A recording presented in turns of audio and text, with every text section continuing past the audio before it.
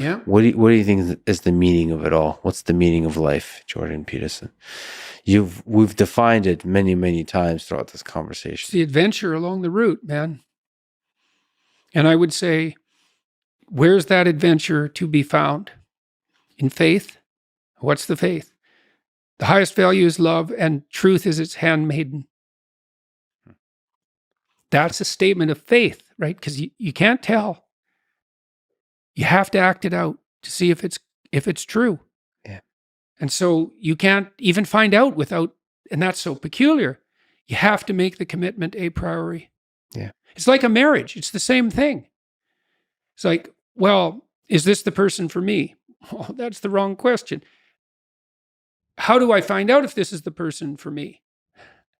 By binding myself to them. Well, maybe the same thing's true of life, right? You bind yourself to it. And the tighter you bind yourself to it, the more you find out what it is. And that's like a radical embrace. And it's a really radical embrace. That's the crucifix symbol. And more than that, because like I said, the full passion story isn't death. It isn't even unjust death. It isn't even unjust death and the crucifixion of the innocent, which is really getting pretty bad.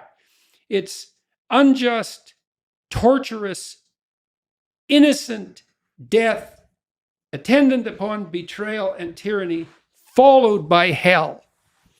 Well, that's a hell of a thing to radically embrace. It's like, bring it on. I think a lot of people put truth as the highest ideal and think they can get to that ideal while living in a place of cynicism and ultimately escape from life and hiding from life, afraid of life. And it's beautifully put that love is the highest ideal to reach for, and truth is... It's handmaiden. I thought about that for a long time, right? This hierarchy of ideal. And the thing about truth, that bitter truth, let's say, that cynical truth, is it can break the shackles of naivety.